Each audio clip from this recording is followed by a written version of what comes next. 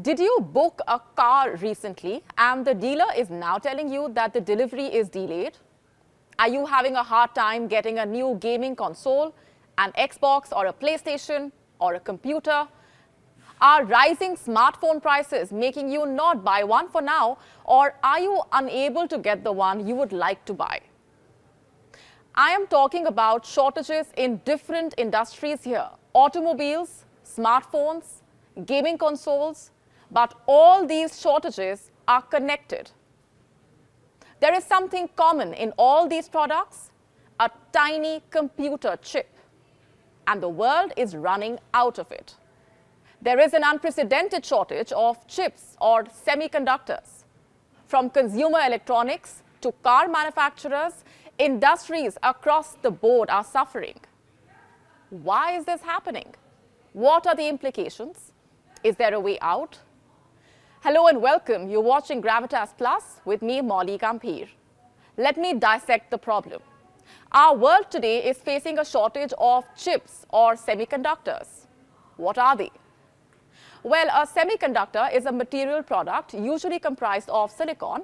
It conducts electricity more than an insulator like glass, but it's less pure than a conductor like copper or aluminium. The world knows this material by many names like semis, chips, semiconductors, the new oil, and a 21st century horseshoe nail. Whatever you call them, the fact is they are used everywhere these days, from gadgets like smartphones, computers, tablets, smartwatches, to bigger machines like cars and medical devices. Almost everything runs on chips. And that is one of the reasons why there is a shortage. Take the example of Japan. It is home to car makers like Toyota and Nissan, but Japanese automakers are not performing to their full potential. And why is that? Because of a shortage of parts that run on chips. Toyota is expected to cut down its full-year output target due to a chip shortage. Same story with Nissan. Chip shortages are hurting its manufacturing operations. The company is expected to trim production at several plants because of the same. These companies are not alone. Automobile manufacturers around the world are facing a dramatic shortage of semiconductors. Honda has cut down 40% of its vehicle production due to this. Volkswagen says its chip shortage will last till the end of 2023. The CEO of General Motors says the shortage could last well beyond 2023. Ford Motor lost $3.1 billion earlier this year due to chip shortage. First, why is there a shortage? The answer is simple. The demand for chips is far more than the supply, and the problem started in 2020 itself. The lockdowns forced everyone to move indoors. The demand for gadgets shot up. People were buying more devices for work and to keep themselves entertained during the lockdowns. And as a result, manufacturers started hoarding chips. This has created a scarcity, one that the world is still dealing with. Another reason behind the shortage is this. Chip production is limited to a few big players like Taiwan, China, South Korea, and Japan. They are the largest semiconductor producers in the world. Right now, they are all under pressure due to the COVID-19 induced slowdown, supply chain disruptions due to the US-China trade war, and the economic impact of the Russia-Ukraine war. Now, you don't need to be an economist to know that shortages like these can not only hurt automobile companies, but they can also push a country into recession, simply because car shortage impacts the global economy. The auto industry accounts for 3% of the global economic output. This might sound like a small number, but economies of several states and countries depend on the auto sector. And we are talking about countries like the Czech Republic and Slovakia. In the Czech Republic, car makers are responsible for around 9% of the GDP. Since they are not performing, the country's growth forecast has been cut from 4 to 1.9%. Same story with Slovakia. It gets 13% of its GDP and 46% of its exports from the auto sector. Last year, the National Bank of Slovakia made a significant downward revision in its GDP. It said Slovakia will not grow more than 3.5% in 2022. And what about India? How much is this shortage hurting India? The auto sector accounts for 6.4% of India's GDP. The sector as a whole generates more than 30 million jobs. So you get the point. It is imperative that this sector is revived. And how can it be revived? By increasing manufacturing and expanding production to more countries. And this is where India has a pitch. The proposal is simple: make in India and get more than $1 billion in cash incentives.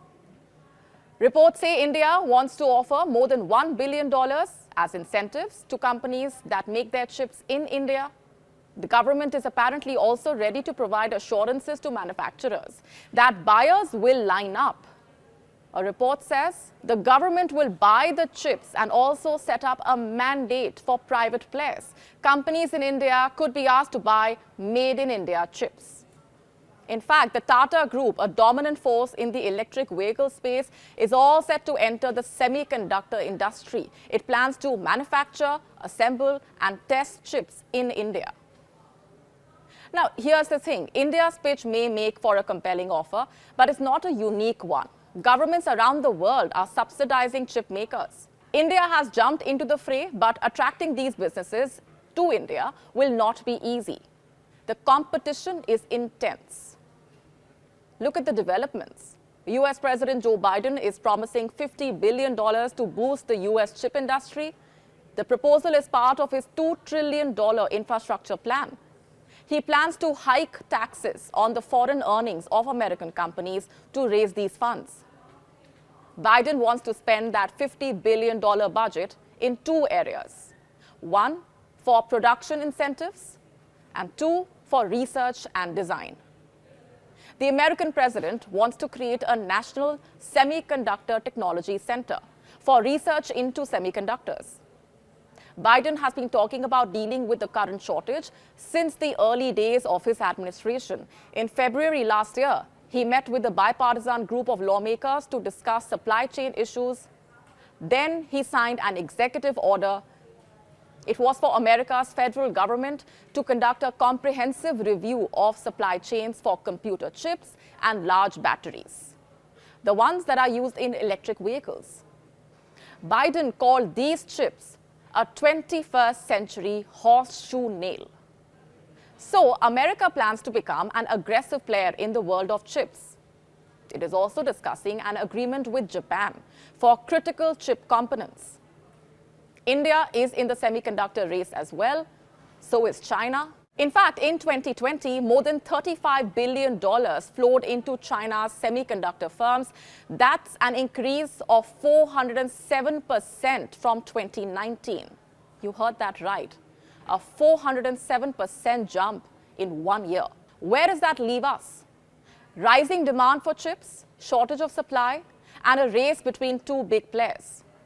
How should India see this? As an opportunity. Open its doors, project itself as a worthy candidate for semiconductor companies, and play up its credentials. Remember, India is also the world's second biggest mobile manufacturer after China. It has the wherewithal to become the global hub for chips. And once that happens, India could well become a one-stop shop for tech manufacturing. According to reports, India's plan is already generating interest. Israel's Tower Semiconductor, Taiwan's Foxconn, and a consortium from Singapore have shown interest in setting up chip factories in India. This is a good start. It will have implications both on the global economy and on geopolitics. Economy, because you help the world deal with the shortage, and politics, because you create alternatives to China.